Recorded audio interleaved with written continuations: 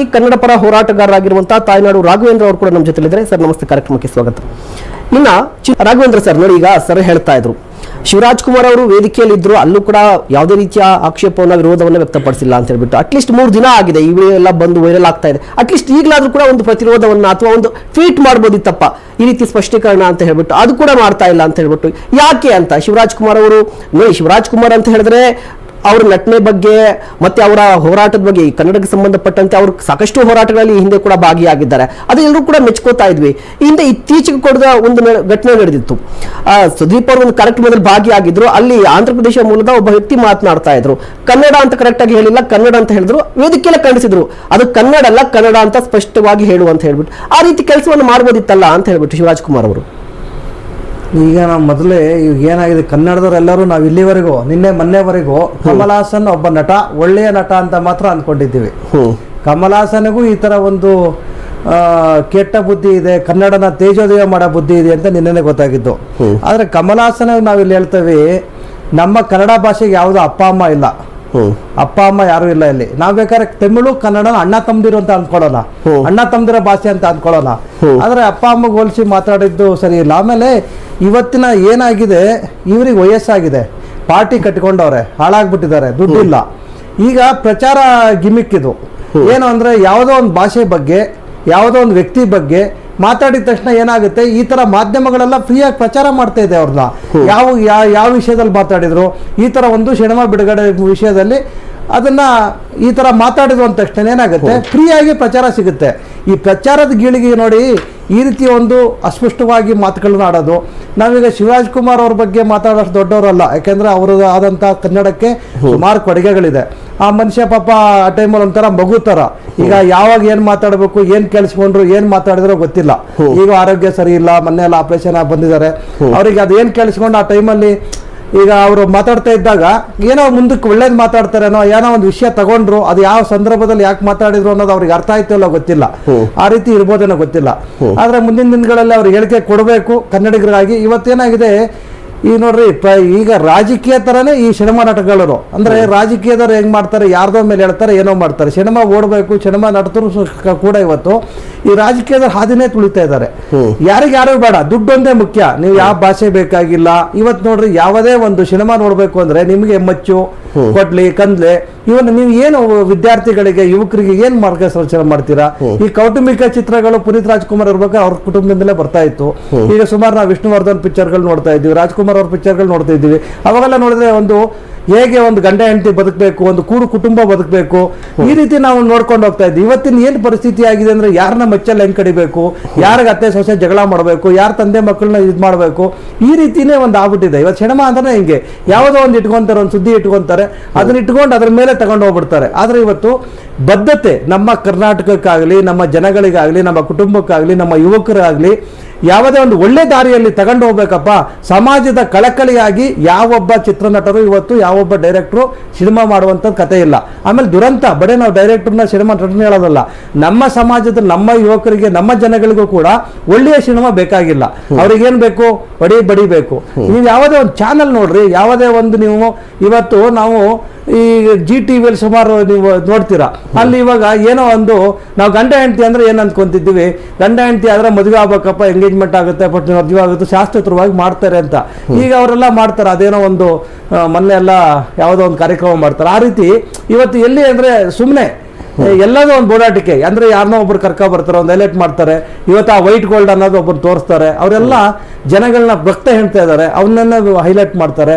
ಈ ರೀತಿಯ ಕೆಲವೊಂದೊಂದು ಅಂದ್ರೆ ಏನಾಗುತ್ತೆ, ಜನಗಳೆಲ್ಲ ಅದು ಕಾಮಿಡಿ ಅಪ್ಪ, ಇದೇನೋ ಒಂದು ಮಾಡ್ತಾರೆ ಅಂತ ತಿಳ್ಕೊಂತಾರೆ. ಬಟ್ ಆದ್ರೆ ಜನಗಳ ಮನಸ್ಸಲ್ಲಿ ಹೋಗುತ್ತೆ ಇದು.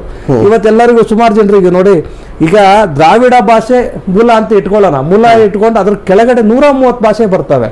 130 ಭಾಷೆಗೆ ಎಲ್ಲರೂ ಅದರಲ್ಲಿ ನೀವು ಹೋಗ್ತಾ ಹೋದ್ರೆ, ಈಗ ಅಣ್ಣವ್ರು ಹೇಳ್ದಂಗೆ ನಮ್ಮ ಕನ್ನಡ ಭಾಷೆನೇ ಇರೋದು ಇತಿಹಾಸ. ಇವತ್ತು ನೀವು ಯಾವುದೇ ಒಂದು ದೊಡ್ಡದೊಂದು ಹಳೆ ಮನೆನ ಕೆಡಬಿಟ್ಟು ಅಲ್ಲೊಂದು ಮತ್ತೆ ನೀವು ಮನೆ ಕಟ್ಟಬೇಕು ಅಥವಾ ಯಾವುದೋ ಒಂದು ಮಾಡ್ಬೇಕು ಅಂದಾಗ ನಿಮ್ಗೆ ಶಿಲೆಗಳು ಸಿಗ್ತಾವಲ್ಲಿ, ಕಲ್ಲುಗಳು. ಆ ಕಲ್ಲುಗಳು ಸಿಗೋದೆಲ್ಲ ಕನ್ನಡ ಭಾಷೆಯಲ್ಲಿ ಸಿಗ್ತವೆ. ಯಾಕಪ್ಪ ತಮಿಳು ಭಾಷೆ ಸಿಕ್ಕಿಲ್ಲ ಇಲ್ಲಿವರೆಗೆ? ಇವತ್ತೇನಾಗಿದೆ, ಇವಾಗ ನಮ್ಮ ದೇವ್ರ ದಯದಿಂದ ಮಳೆ ಚೆನ್ನಾಗಿ ಬರ್ತಾ ಇದೆ, ಕಾವೇರಿ ಗಲಾಟೆ ಮಾಡಕ್ ಆಗ್ತಾ ಇಲ್ಲ ಅವರಿಗೆ. ಯಾಕಂದ್ರೆ ನೀರು ಅವರಿಗೂ ಬರ್ತಾ ಇದೆ, ನಮಗೂ ಬರ್ತಾ ಇದೆ.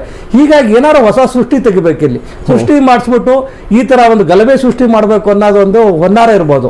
ಈ ರೀತಿ ಇದ್ದಾಗ ಅವ್ರು ಅದು ನಮ್ಮ ಬೆಂಗಳೂರಿಗೆ ಬಂದು ಕರ್ನಾಟಕದ ಬಂದಲ್ಲ ಹೇಳಿಕೆ ಕೊಡ್ತಾರೆ ಅಂದಾಗ ಅಲ್ಲಿ ಎಷ್ಟೊಂದು ಜನ ಬರೀ ಶಿವರಾಜ್ ಕುಮಾರ್ ಒಂದೇ ಅಲ್ಲ, ನಾವು ಕನ್ನಡಿಗರು, ಬೇರೆ ಕನ್ನಡಿಗರು ಇದ್ರು, ಅಲ್ಲೊಬ್ರು ಕ್ಯಾಮ್ರಾಮನ್ ಇರ್ಬೋದು, ಒಬ್ರು ಇನ್ನೊಬ್ರು ಪಕ್ಕದಲ್ಲಿ ಕೂತಿರ್ಬೋದು, ಅಷ್ಟೊಂದು ಜನ ಐಡಿಯಲ್ಸ್ ಎಲ್ಲರೂ ತಮಿಳರು ಇದ್ರಾಗರೆ ಕನ್ನಡದಿರ್ಲಿಲ್ವಾ? ನೀವು ಕನ್ನಡ ಅನ್ನ ತಿಂತಾ ಇಲ್ವಾ? ಕಾವೇರಿ ನೀರು ಕುಡಿತಾ ಇಲ್ವಾ? ನೀವು ಕನ್ನಡ ನಾಡಲ್ಲಿ ಬದುಕ್ತಾ ಇಲ್ವಾ? ನೀವು ಯಾಕಪ್ಪ ಅಲ್ಲಿ ಮಸಿ ಬೆಳೆಯೋದು ಅಥವಾ ಸಗಣಿ ಹಾಕೋದು ಏನೋ ಒಂದು ಮಾಡ್ಬೋದಾಗಿತ್ತ, ಪ್ರಶ್ನೆಲ್ಲರೂ ಮಾಡ್ಬೋದಾಗಿತ್ತಲ್ಲ, ಅದನ್ನು ಪ್ರಶ್ನೆ ಮಾಡ್ಬೇಕಾಗುತ್ತೆ. ಯಾಕಂದ್ರೆ ನೀವು ಅನ್ಕೊಂತೀರ ನಮಗೆ ಈಗ ಹೋರಾಟಗಾರರು ಅಂದ್ರೆ ನಮಗೇನು ಮನೆ ಮಠ ಏನೂ ಇಲ್ಲ, ನೀವೇ ಹೋರಾಟ ಮಾಡಿ, ಅಥವಾ ಈ ರೀತಿ ಶರ್ಮಾ ನಟರು ಅಂದ್ರೆ ಅವರೇ ಪ್ರಶ್ನೆ ಮಾಡ್ಬೇಕು ಅನ್ನೋದಲ್ಲ. ಅಲ್ಲಿರೋ ಪ್ರತಿಯೊಬ್ಬನ ಕನ್ನಡಿಗನ ಕರ್ತವ್ಯ ಆಗಿತ್ತು, ಪ್ರಶ್ನೆ ಮಾಡ್ಬೇಕಿತ್ತು. ಅವರೆಲ್ಲ ಯಾಕೆ ಮಾಡಿಲ್ಲ? ಅಲ್ಲಿ ಎಷ್ಟು ಜನ ಇದ್ರು ನೋಡಿ, ಅವರಿಗೆಲ್ಲ ಚೀಮಾರಿ ಹಾಕಂತ ಕೆಲಸ ಮಾಡ್ಬೇಕು. ಯಾಕಂದ್ರೆ ಇವತ್ತು ಎಲ್ಲೇ ನೋಡ್ರಿ, ಈಗ ಒಬ್ಬನ ಯಾರೋ ಹಿಂದೆ ಮೊನ್ನೆ ಇವತ್ತು ನೋಡಿ ಹಿಂದಿಗಳು ನಮ್ಮನ್ನ ಒಬ್ಬ ಲೈಟ್ ಹಾಕ್ಬಿಟ್ಟು ಅವನು ಮಾತ್ರ ಚೋದ್ ಅಂತ ಹೇಳ್ಬಿಟ್ಟು ಲೈಟ್ ಹಾಕ್ಬಿಟ್ಟು ಅಷ್ಟು ಜನ ಓಡಾಡ್ತಾ ಇದಾರೆ. ಹಿಂದಿ ಒಬ್ಬ ವಾಲ ಇದು ನಮ್ಮ ಕನ್ನಡ ನೆಲದಲ್ಲಿ ಆಗ್ತಾ ಒಂದು ಹೋಟೆಲ್ ಅಲ್ಲಿ, ಅದಕ್ಕೆ ಎಲ್ಲ ಎಷ್ಟೊಂದು ಜನ ಕನ್ನಡಿಗರು ನೋಡಿದ್ರು ಸುಮ್ಮನೆ ಹೋಗಿರ್ತಾರೆ. ಯಾರೋ ಒಬ್ಬ ಇಬ್ರು ಕನ್ನಡ ಅಭಿಮಾನಿಗಳು ನೋಡ್ಬಿಟ್ಟು ಅದನ್ನ ಪ್ರಶ್ನೆ ಮಾಡ್ತಾರೆ. ಇವತ್ತು ಯಾವುದು ಹಂಗೆ ಯಾರೋ ಒಬ್ಬನು ಮುಂಚೆಲ್ಲ ಏನಾಗೋದು ಅಂದ್ರೆ ನಮ್ಮಲ್ಲಿ ಪಾನಿಪುರಿ ಮಾಡಕ್ ಬರೋರು, ಹೋಟ್ಲು ಕಸ ಹೊಡೆಯಕ್ ಬರೋರು, ಈ ಪಾತ್ರೆ ತೊಳೆಯಕ್ ಬರೋರು, ಏನು ಅವ್ರು ಓದು ಎಜುಕೇಶನ್ ಏನು ಇಲ್ದೇ ಇದ್ದವರು ನಮ್ಗೆಲ್ಲ ತೊಂದರೆ ಕೊಡ್ತಾ ಇದ್ರು. ಅವಾಗ ನಾವೇನೋ ಸುಮ್ಮನೆ ಆಗ್ತಿದ್ವಿ, ಇಡಪ್ಪ ಇವ್ರಿಗೇನೋ ಗೊತ್ತಿಲ್ಲ ಅಂತ. ಇವತ್ತಿನ ಪರಿಸ್ಥಿತಿ ಬದಲಾಗಿದ್ದಾರೆ. ಬ್ಯಾಂಕ್ ಮ್ಯಾನೇಜರ್ಗಳು ಆಯ್ತಲ್ಲ, ಯಾರೋ ಕಮಾಂಡರ್ ಅಂತ ಅಂತವರೆಲ್ಲ ಇವತ್ತು ಏನಾಗ್ತಿದೆ ಅಂತ ಹೇಳಿದ್ರೆ, ಈ ಕನ್ನಡದ ಬಗ್ಗೆ ಮಾತನಾಡುವಂತ ಸಂಖ್ಯೆ ಅಂದ್ರೆ ನಾನು ಕನ್ನಡ ಮಾತನಾಡೋದಿಲ್ಲ ಅಂತ ಹೇಳೋರು ಬರೀ ಅನ್ಎಜುಕೇಟೆಡ್ಸ್ ಮಾತ್ರ ಅಲ್ಲ, ಇಲ್ಲಿ ತುಂಬಾ ಎಜುಕೇಟೆಡ್ ಆಗಿರ್ತಾರಲ್ವಾ, ಮ್ಯಾನೇಜರ್ಗಳಾಗಿರ್ತಾರೆ, ತುಂಬಾ ಹೈ ಲೆವೆಲ್ ಅಲ್ಲಿ ಈ ರೀತಿಯಾಗಿ ವರ್ತಿಸ್ತಾ ಇರುವಂತದ್ದು. ಅಲ್ಲ ನಾವು ಹೇಳೋದು ಈಗ ನೋಡಿ, ನಾವೆಲ್ಲ ಹೇಳಿದ್ರೆ ಸರ್ಕಾರ ಕಣ್ತೆರಿಯಲ್ಲ. ಅದೇ ಶಿವಣ್ಣ ಅವ್ರು ಅಲ್ಲಿ ಹೇಳಿದ್ರೆ ಹೇಳಿಕೆ ಕೊಟ್ಟಿದ್ರೆ ಸರ್ಕಾರನೇ ಕಣ್ತೆರಿಯೋದು. ಸರ್ಕಾರದ ಪ್ರತಿನಿಧಿಯಲ್ಲಿ ಯಾರು ಇದ್ರು ಪ್ರಶ್ನೆ ಮಾಡೋರು. ಬೆಳಿಗ್ಗೆ ಸಿದ್ದರಾಮಯ್ಯ ಅವರು ಪ್ರಶ್ನೆ ಮಾಡೋರು. ಈಗ ಏನು ಬೇಡ, ಅವ್ರ ಭಾವನೆ ಮಂತ್ರಿ ಇದಾರೆ, ಮಂತ್ರಿ ಮಂಡಲ ಇದಾರೆ, ಅವರೇ ಪ್ರಶ್ನೆ ಮಾಡೋರು. ಯಾಕಂದ್ರೆ ಶಿವಣ್ಣನೇ ಪ್ರಶ್ನೆ ಮಾಡೋರು. ಕಮಲ್ ಹಾಸನ್ ಅಂದ್ರೆ ಎಲ್ಲರೂ ಧೈರ್ಯ ಪ್ರಶ್ನೆ ಮಾಡೋರು. ಮೊದ್ಲಿಗೆ ಧ್ವನಿ ಎತ್ತಬೇಕಿತ್ತು ಅವರು. ಅದರಿಂದ ಅವ್ರು ಗೊತ್ತಿಲ್ಲ. ಆದ್ರೆ ಇಲ್ಲಿ ನಾವು ನೋಡ್ತಾ ಇರೋದು ಇವಾಗಿನ ಸಿನಿಮಾ ಏನಿದೆ ಬರೇ ದುಡ್ಡು. ಯಾರೋ ಅಮಾಯಕರು ಬೆಳಿಬಾರ್ದು. ಇವತ್ತು ನೋಡ್ರಿ, ಯಾರೋ ಒಬ್ಬ ಹುಡುಗ ಮೊನ್ನೆ ಒಂದು ಸಿನಿಮಾ ಬಿಡುಗಡೆ ಆಯ್ತು, ಒಂದು ಹೊಸ ನಟ.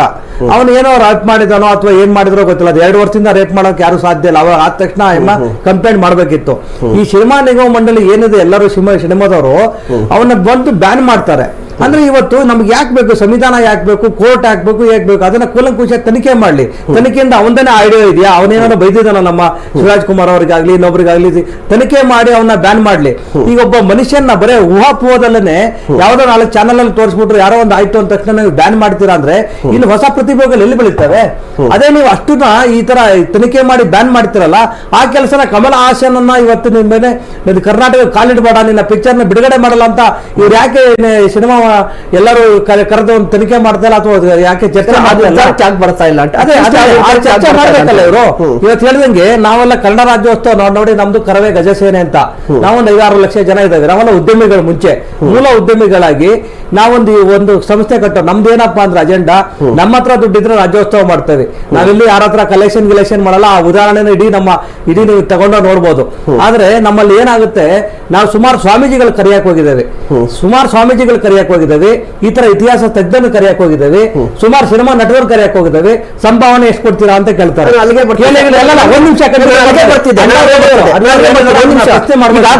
ಕನ್ನಡ ರಾಜ್ಯೋತ್ಸವ ಅಂತ ಹೇಳಿದ್ರೆ ಸಿನಿಮಾ ನಟರನ್ನ ಅಪ್ರೋಚ್ ಮಾಡಿದ್ರೆ ಅವ್ರು ಸಂಭಾವನೆ ನಿಜವಾಗ್ಲೂ ಇದೆಯಾ ಅಂತ ಹೇಳಿ. ಹೌದು, ನಿಜವಾಗ್ಲೂ ಇದೆ. ಸಂಭಾವನೆ ಏನ್ ಕೊಡ್ತೀರಾ, ಇದನ್ನೇನ್ ಮಾಡ್ತೀರಾ? ಅದು ಕೆಲವರು ನಮ್ಮಲ್ಲಿ ಬಂದಿದ್ದಾರೆ, ಪ್ರೇಮ ಅವ್ರು ಬಂದಿದ್ದಾರೆ. ಅಲ್ಲೆಲ್ಲ ಪ್ರಿಯಾ ನಮ್ಮಲ್ಲಿ ಪ್ರೇಮ ಅಲ್ಲಲ್ಲ, ನಾನು ಹೇಳ್ತೇನೆ ನಮ್ಮ ನೋಡಿ, ನಮಗೆ ಪ್ರಿಯಾಗೂ ತುಂಬಾ ಕಲಾವಿದರು ಬಂದಿದ್ದಾರೆ.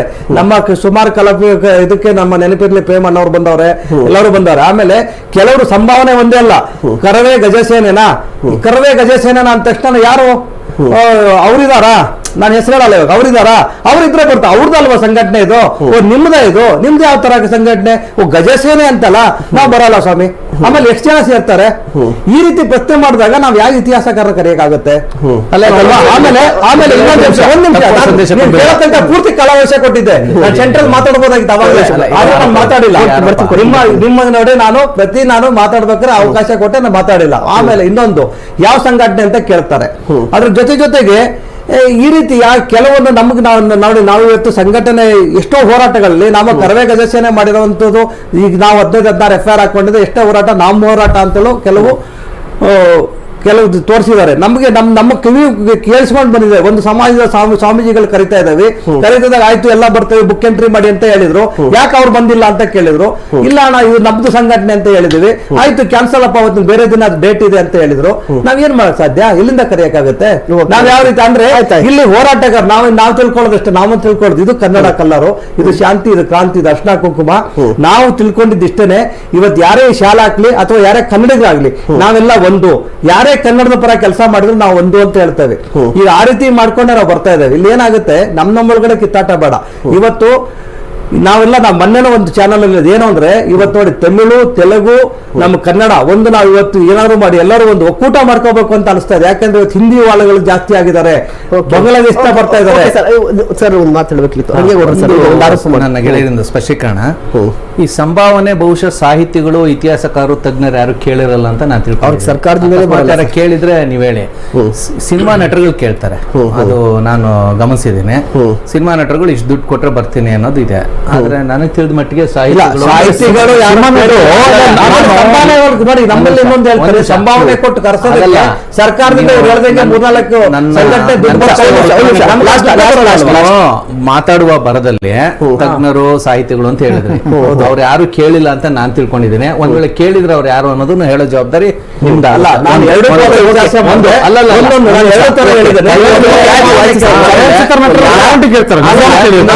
ಯಾರನ್ನ ಕರಿಬೇಕು ಯಾರನ್ನ ಬಿಡ್ಬೇಕು ಆ ಸಂಘಟನೆಗೆ ಸೇರಿದ್ದು.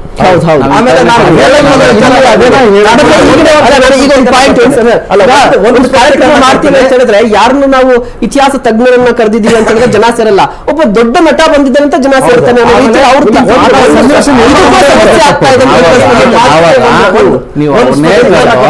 Okay thank you so much sir ಭಾಗಿದ್ದಕ್ಕೆ. Okay thank you so much sir. Correct.